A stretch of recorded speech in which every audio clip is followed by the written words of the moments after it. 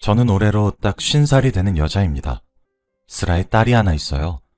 25년 전에 저보다 6살이 많은 남편과 만나 결혼을 하고 외동딸을 하나 낳았고, 결혼한 지 11년 차가 되고 딸이 10살이 되던 해 남편을 사별했습니다. 제가 태어나서 자란 동네에 저랑 동갑내기 여자인 친구가 있었어요. 그 아이와 저는 정말 절친한 사이였죠. 종종 걔네 집에 놀러 가곤 했었는데, 그때마다 절친의 친오빠와 절친 오빠의 친구가 집에서 함께 놀고 그랬었거든요. 남편은 절친 오빠의 친구였습니다. 어렸을 적부터 자연스럽게 얼굴을 트면서 지내다가 제가 성년이 되면서 우리는 사랑에 빠지게 되었죠. 남편은 참 좋은 사람이었습니다. 그 시절에 드물게 가부장적이지도 않았고 애처가였죠. 딸이라고 하나 있는 것을 어찌나 그리 이뻐라 하는지, 정말 가족밖에 모르는 바보라고 해도 무방할 정도로 좋은 사람이었습니다. 딸은 자기 아빠를 어찌나 좋아하고 잘 따랐는지 몰라요. 아빠가 퇴근하고 집으로 돌아오면 주겠다고 그 좋아하는 간식도 반으로 잘라서 휴지에 감싸서 보관해뒀다가 아빠가 집에 돌아오면 입에 먹여주곤 했었죠. 그렇게 저희 가족은 참 평화로웠습니다. 당시 남편의 직업은 공무원이었어요. 그러던 어느 날 남편이 친구들과 함께 낚시를 가겠다며 놀러간 날이 있었습니다. 그날 남편은 물에 빠져 익사한 채 차갑게 식은 채로 저희 가족의 품으로 돌아왔어요. 처음엔 믿기지가 않더라고요. 불과 전날까지만 해도 매운탕에 넣을 물고기들을 꼭 잡아오겠다고 딸아이와 새끼손가락을 걸고 집을 나섰던 양반이 차갑게 식은 채로 돌아온다는 것이 말이죠. 그렇게 우리는 하루아침에 남편이자 아이의 아빠를 잃었습니다. 장례식을 치르는 동안 무슨 정신으로 살았는지 모르겠더라고요. 제 허리까지 밖에 오지 않는 딸아이가 검은색 상복을 입은 모습을 보면서 얼마나 오열했는지 모릅니다. 기절과 정신차림의 반복이 끝나고 남편을 보냈어요. 저와 남편은 태어났던 동네에서 쭉 계속해서 살아왔기 때문에 동네 사람들을 대부분 다 알고 있습니다. 그런데 큰일을 겪으신 분들은 공감하실 거예요. 제가 너무 힘이 들고 힘에 부치는 일을 겪고 있을 때 힘내라는 위로의 말이 얼마나 위선적이고 어줍지 않은 말로 들리는지 말이죠. 딸아이를 집에 혼자 둘 수 없어 함께 손을 잡고 장을 보러 나가는 그 짧은 사이에도 동네 사람들한테는 제가 이미 남편을 잃고 혼자 자식 키우는 과부가 되어 있어서 손가락질도 받았고 수군거림도 받았고 필요하지도 않았던 동정의 눈길도 받아야만 했습니다. 딸아이는 어떻고요? 하루는 울면서 집으로 돌아왔는데 우는 이유를 아무리 물어도 도통 말해주질 않더라고요. 왜 우냐고 엄하게 다그치니 말을 겨우 내뱉는데 학교에서 글쎄 아빠 없는 불쌍한 아이라고 손가락질을 당했다고 했습니다. 저는 곧바로 눈이 뒤집혀서 학교에 달려가 선생님께 화를 냈어요. 선생님은 아이들의 수가 많기도 해서 자신이 자세히 살피지 못해 죄송하다고 사과만 하시더라고요. 맞아요. 하나하나 살피지 못하는 것은 어찌 보면 당연한 일인걸요. 하지만 저는 그때 평생을 살았던 이 동네를 떠나기로 결심했습니다. 딸아이는 아직도 자신의 아빠를 그리워하며 아빠와 함께 읽었던 책이 바스라질까 싶어 조심스럽게 펼쳐보고 있는데, 이 동네에서 더 살면 아이에게 그리움만 증폭시킬 것만 같았어요. 그렇게 이사를 떠났습니다. 이사를 떠나면서 그 동네 사람들과 연락도 끊었습니다. 저희 부모님을 제외하고 말이죠. 제 예상이 맞아떨어졌고 아이는 한층 자신의 아빠와의 이별을 더 잘 받아들이게 되었어요. 그렇게 혼자 살게 된 지 3년이 되던 어느 여름날, 제가 살고 있는 동네에서 낯익은 실루엣이 보이더라고요. 그 사람은 앞에 말한 동네 절친의 오빠이자 제 남편과 친구인 사람이었습니다. 사실 친구네는 제가 성인이 되기도 전에 동네를 떠나고 소식이 끊겨 아무도 소식을 모르고 지냈었거든요. 그래서 그 오빠도 저희 남편과 제가 올린 결혼식에도 남편을 떠나보낸 장례식장에도 오지도 못했었어요. 우연히 만난 오빠가 반가워 제가 먼저 아는 체를 했어요. 못 본 사이에 오빠에게도 아이가 생겼더라고요. 제잘제잘 이야기를 하다 저희 집에 오빠를 초대해 밥을 같이 먹기로 했죠. 오빠에게 저는 언제 결혼까지 해서 애까지 낳았어? 오빠, 왜 날 초대 안 했던 거야? 하니 오빠는 그냥 뭐 그렇게 됐다 하며 말을 돌렸어요. 저는 희진이는 잘 살아? 정말 우연이다. 이렇게 오빠를 만날 줄이야. 나 정말 꿈에도 몰랐어. 라고 친구의 안부를 물었죠. 그러다 듣게 되었습니다. 친구는 그 사이 결혼도 했고 이혼도 했대요. 그리고 우울증을 견디지 못하고 스스로 목숨을 끊었다고 하더라고요. 저는 이야기를 듣고 할 말을 잃었어요. 오빠는 그런 절 보고 너도 결혼했니? 아이가 몇 살이야? 라고 묻더군요. 저는 제 남편이 사실 오빠의 친한 친구였던 사실과 몇 년 전 낚시를 하러 가겠다고 하다가 불의의 사고로 물에 빠져 먼저 죽었던 사실 등등을 털어놓았습니다. 오빠는 저보고 너도 참 고생이 많았겠구나 하며 저를 안아서 토닥토닥 등을 두드려 주더라고요. 이때까지 제게 고생이 많았겠다고 하며 위로를 건넨 사람들은 아주 많았지만 다 위선으로 느껴졌었는데 남편의 절친이자 제 절친의 오빠인 사람이 제게 건네는 위로는 그 누구의 위로보다 더 마음에 와닿았습니다. 그러면서 사는 얘기를 한참 주고받았어요. 오빠도 딸아이를 하나 키우고 있었는데 제 딸아이와 같은 나이라는 것도 알게 되었고 얘기를 하다가 오빠에게 아내가 없다는 사실을 알게 되었죠. 딸을 혼자 키우고 있고 아까 말을 돌렸기 때문에 저는 스스로 괜한 걸 물어봤네. 이혼을 했을 줄은 몰랐는데 하고 넘겼어요. 오랜만에 만난 반가운 사람이었습니다. 이야기를 하는데 시간이 가는 줄도 모르겠더라고요. 오빠의 집 주소를 들었는데 저희 집과 골목 하나 정도 떨어져 있는 수준으로 너무 가까이 있더라고요. 저는 딸아이와 집을 나서는 오빠를 붙잡고 보자기를 꺼내 이것저것 통에 담아서 질끈 싸주며 반찬들을 쥐어주었습니다. 괜찮다고 사양하는 오빠에게 딸아이 먹으라고 주는 거야. 오빠만 먹으라고 주는 게 아니라 같이 먹어. 알았지? 하며 우스갯소리를 던지기도 했죠. 오빠를 배웅하는데 오빠의 딸아이가 아줌마, 저 내일 또 와서 친구랑 놀아도 돼요? 라고 하더라고요. 저는 언제 그렇게 많이 친해졌니? 내일뿐만 아니라 언제든지 놀러오렴? 이라고 했습니다. 꼭 저와 희진이를 생각나게 하는 아이더군요. 예의 바르게 허리를 꾸벅 숙여 인사라고 떠나는 아이의 뒷모습이 어찌 그리 희진이랑 똑 닮았던지 정말 귀여웠습니다. 그때부터 본격적으로 왕래하기 시작했어요. 저는 남편의 몫에 연금을 타서 생활했기 때문에 집에서 아이를 보는 것이 여유로울 수 있었습니다. 아이가 학교를 가거나 하는 그런 남는 시간엔 소일거리를 하기도 하면서요. 오빠는 매일 나가 돈을 벌어야 해서 아이를 혼자 두더라고요. 어차피 우리 딸아이도 좋아하니까 같이 지내게 하는 게 어떻겠냐 하는 제 말에 오빠도 그러자 했어요. 우리 딸아이도 오빠를 삼촌이라 부르며 잘 따르고 오빠네 딸아이도 제게 이모라고 부르며 잘 따랐거든요. 그렇게 10년의 시간이 흘렀습니다. 제게 또 다른 딸이 되어준 아이와 제 딸은 어느새 24살 어엿한 숙녀가 되어 대학교를 졸업하고 취업에 성공했어요. 두 딸은 어렸을 때부터 그렇게 서로 좋아 죽고 못 살더니 대학교도 같은 곳으로 진학해서 함께 지내더라고요. 정말 쌍둥이 반쪽처럼 말이에요. 둘을 보고 있으면 세상을 등지고 떠났다던 희진이가 참 많이 생각났습니다. 그러던 작년 겨울날이었어요. 그날따라 몸이 으슬으슬 춥고 떨리고 열도 나고 그러더라고요. 딸아이가 출근을 하면서도 제 걱정을 많이 했지만 괜찮다, 약을 먹으면 금방 괜찮아질 거다 하며 억지로 출근을 시켜줬습니다.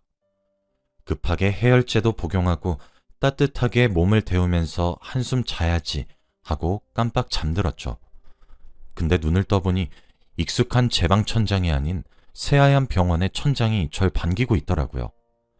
꿈뻑꿈뻑 눈을 뜨며 상황을 판단하고 있는데 옆에 오빠가 앉아 있었습니다. 오빠를 부르니 이제 일어났어? 라고 하더라고요. 오빠에게 자초지종을 들으니 제가 고열에 시달리다가 집에서 그만 정신을 잃었다고 했습니다. 제 딸은 출근을 하면서 오빠에게 삼촌, 나중에 퇴근하고 저희 집 좀 가줘요. 엄마가 아파서 걱정이 돼서요. 오늘 퇴근이 늦을 것 같아서 라고 연락을 했다고 합니다.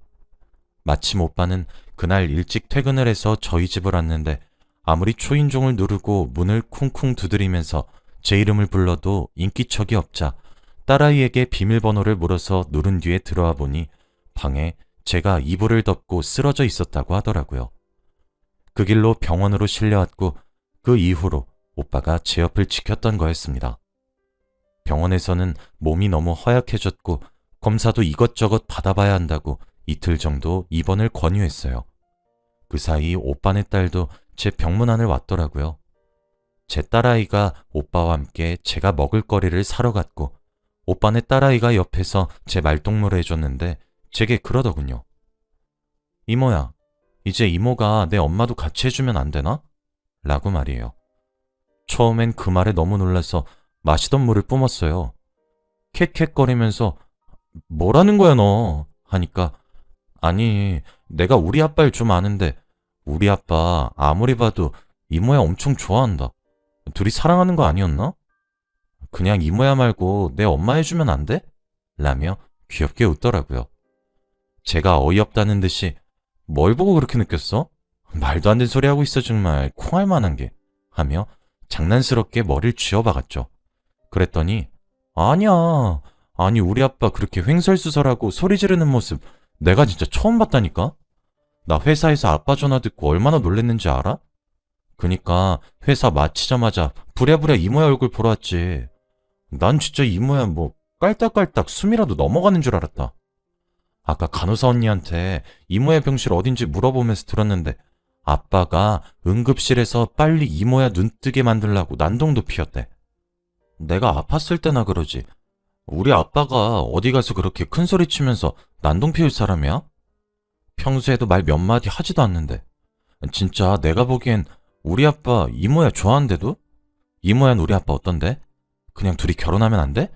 라고 했습니다. 일단 그 자리에서는 쓸데없는 소리 할 건 빨리 가. 이모 피곤해. 하고 침대에 누웠어요. 그런데 오빠네 딸아이의 말이 믿기지 않더라고요. 오빠는 뼛속까지 경상도 남자라서 무뚝뚝하고 그래요. 평소에 말도 없고 점잖아요. 큰 소리도 잘 안 내요. 그런 사람이 제가 쓰러졌다고 큰 소리를 냈다니 어디 믿겨야 말이죠. 그러다 저는 진짜 잠에 빠져들었습니다. 선잠에 빠졌던 터라 소리가 들리긴 했었는데 아이들을 내보내는 오빠의 목소리도 들리더라고요. 아이들을 보내고 난 뒤 오빠가 제 머리를 살살 쓰다듬으면서 아프지 좀 마라. 아휴. 어렸을 때부터 몸에 힘도 없어가지고 비실비실 거리더니 아직도 이렇게 아프면 어떡해? 라고 혼잣말을 하더라고요. 그래서 제가 물어봤어요. 오빠에게 말이에요. 비몽사몽한 채로 오빠 나 좋아해? 남의 머리를 왜 이렇게 쓰다듬고 그래? 누가 보고 오해하면 어쩌려고? 라고 웅얼웅얼 거렸습니다. 그랬더니 글쎄 오빠가 제게 그러더군요. 누가 오해하면 어쩌긴 어째. 그게 오해가 아니게 만들면 되지. 넌 날 그렇게 오래 봐왔는데도 그렇게 날 모르냐? 라고요. 순간 눈이 번쩍 뜨였고 잠기운이 다 달아났죠. 멍하니 오빠를 올려다보고 있으니 오빠가 제게 말했어요. 그냥 날도 이젠 많이 춥고 네 몸도 너무 약하고 그렇잖아. 그래서 말인데 그냥 우리 같이 살자. 라고 말이에요. 오빠는 그렇게 병실에 누워있는 제게 갑작스러우면서 투박하게 하지만 따뜻하게 고백을 해왔습니다. 같이 살자는 고백을 들었는데 그때 제 맘을 알게 되었어요. 너무 설레더군요. 나이값 못한다는 소리를 들어도 할 말이 없을 만큼 얼굴이 빨개졌어요. 사실 남편이 제 곁을 먼저 떠나고 난 후 제게 또 다른 배우자가 생기진 않을 것이라고 믿어 의심치 않았습니다. 그만큼 우리 남편을 따라올 사람이 없다고 생각했거든요. 살아생전에는 남편이 그립기도 했습니다. 제게 오죽 잘했던 사람이었잖아요. 그리고 저도 그런 남편을 정말 진심으로 사랑했어요. 저도 제 딸아이도 그런 남편을 평생 잊지 못할 것 같았거든요. 그래서 제게 다가오는 사람을 자꾸 밀어내기만 했습니다.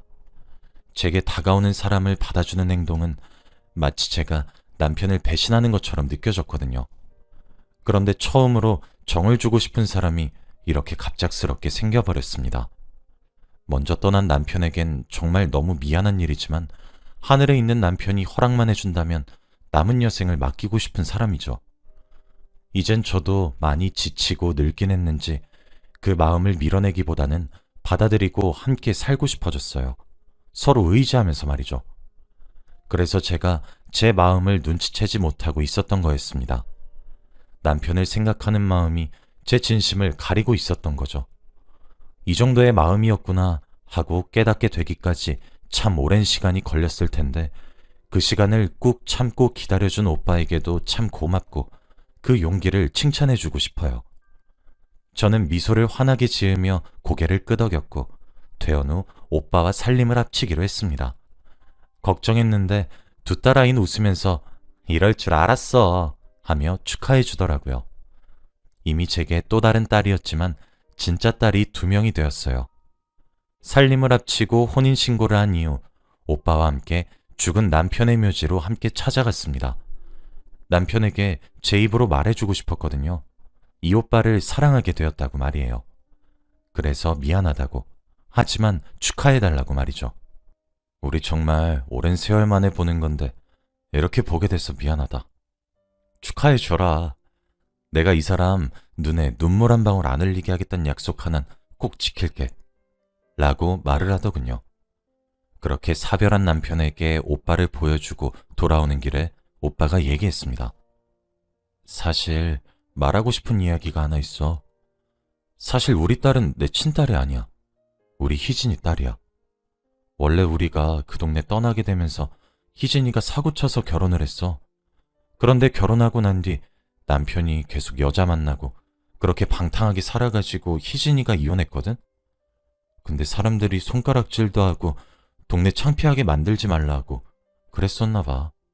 그래서 이제 잘못된 선택을 하게 된 거지. 그래놓고 나쁜 기집애가 자기 딸내미 나한테 맡기겠다고 유서에 적어놨더라고. 그래서 그날부터 내 호적에 올렸고 내 딸이 된 거야. 난 초혼이야, 재혼이 아니라. 저번에 당신이 나한테 물었던 게 생각이 나서. 그땐 미처 말하지 못했고 이때까진 말하려고 했었는데 이미 너무 늦은 것 같아 차마 말을 못하겠더라고. 속여서 미안해. 라고 했죠. 어쩐지 볼 때마다 희진이를 너무 닮았다 했더니 괜찮아. 희진이 딸도 내 딸이나 마찬가지니까. 라고 대답하고 말았습니다. 그렇게 우린 내 식구가 되었어요. 오빠와 한 침대에 누워 잠을 청한 첫날 정말 신기하게도 꿈에 제 남편이 나왔습니다. 남편은 말없이 웃음을 지어주더라고요. 마치 축하한다는 듯 말이에요. 그렇게 목숨을 잃고 세상에 저랑 딸만 두고 가버리고 제발 꿈에서라도 만나게 해달라 그렇게 빌었을 땐 코빼기도 비추지 않아 놓고서는 참 당신도 당신답다 싶었습니다. 신기한 것은 다음날 제가 오빠에게 그 꿈 이야기를 해주면서 이야기를 했더니 오빠도 같은 꿈을 꿨다고 하더라고요. 꿈은 저와 살짝 달랐지만요. 오빠는 꿈에 남편이 나와서 제 눈에 눈물 나면 지옥에 보내버리겠다고 웃으면서 잔소리를 했다고 합니다. 저는 참 복 많은 여자인 것 같아요. 두 남자의 이런 절절한 사랑을 받을 수 있으니 말이에요. 다 늙어서 신혼을 보낸다는 말이 참 우습긴 한데 정말 깨가 쏟아지도록 요즘 너무 행복하게 지내고 있습니다. 무뚝뚝하기만 한 사람인 줄 알았는데 오빠도 팔불출 같을 때가 종종 있더라고요. 오죽하면 두 딸아이는 그런 모습을 보면 아휴 하며 한숨을 내쉬고 방에 쏙 들어가 버립니다. 자식들 보는 앞에서 민망할 때가 종종 있어요. 그래도 지금은 너무 행복하네요. 제 사연은 여기까지입니다. 들어주셔서 감사합니다.